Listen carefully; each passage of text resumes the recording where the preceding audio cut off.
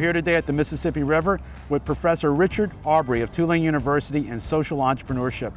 Tulane has taken on a tremendous task, dealing with the apocalyptic zone down at the basin of the Mississippi River. Rick, welcome to the show. Charles, it's a pleasure to be here. Tulane is developing challenges for a host of reasons. There are significant social challenges throughout the world, and challenges have proven to be a very effective way to find solutions that you otherwise would never come across. And universities have never taken on in a significant way this new methodology called grand challenges of inviting competitors to come up with ideas and to go out in the marketplace and the best solution wins. Everybody knows Charles Lindbergh. Other folks don't know there were hundreds of other people trying to solve the problem of getting across the Atlantic. There was no grant that was given to Charles Lindbergh. There was no operating funds. If you got it right, you won. He won. A lot of folks know about something called the X Prize that was able to figure out how to get cars that could have higher gas mileage or how to get a rocket ship into space at a certain way. So the idea of challenges has reemerged as a really successful way to do it.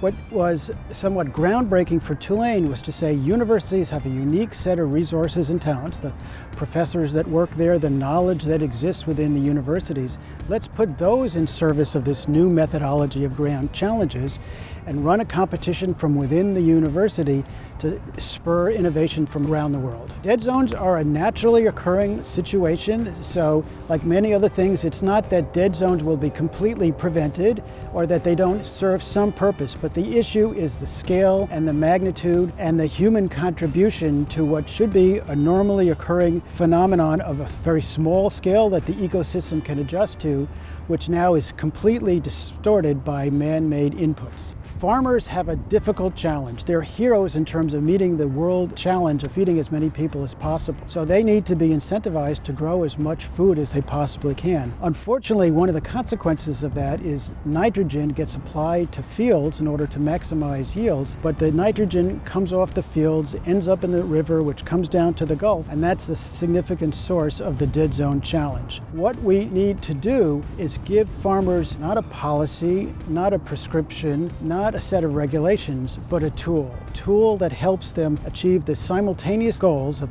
maximizing the amount of food that they're able to grow while minimizing the amount of nitrogen they need to use in order to achieve that. And our donor, Phyllis Taylor, who came up with the idea of Tulane sponsoring a prize, said, I wanted to solve a problem that affects New Orleans and Louisiana, but also has implications throughout the world. We're on a farm in Northeast Louisiana. Each of the 5 semifinalists will each have 5 plots of land to test the specific technology that they come up with during an entire growing season.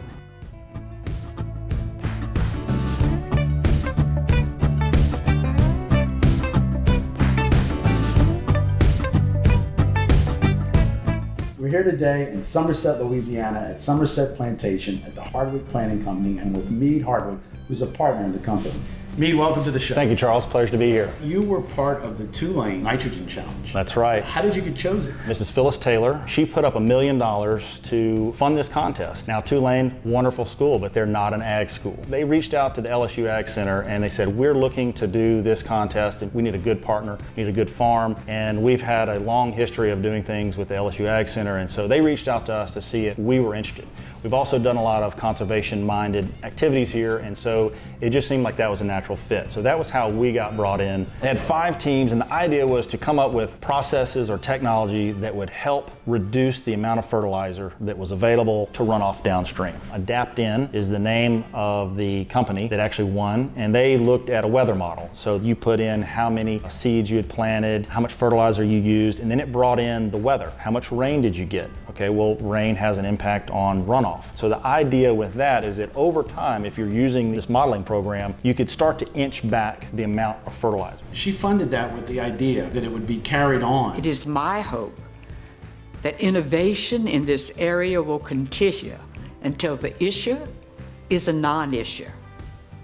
until other potential solutions find applications to other similar problems. And you guys decided to do what she asked for, take it to the next step. At the presentation of the winter in, I think it was December of 17, my brother and I presented Mrs. Taylor with a rough proposal and said, you know, this contest is kind of over, but we would like to maybe do more. Marshall and I proposed to her a continuation of sorts of her original contest. We didn't want it to be a contest, but we proposed to her a 4-year project. She ended up funding us for $1.4 million, and we have a field where we are going to be evaluating best management practices as it relates to managing nutrients in row crops in Northeast Louisiana, which can be applicable to, outside of cotton, be applicable to the Midwest crops and things like that. And it's a way to hopefully identify practices here in a real world farm situation, not on a lab somewhere, but these are real things that can be attainable, you know, that any farmer today can go out and do.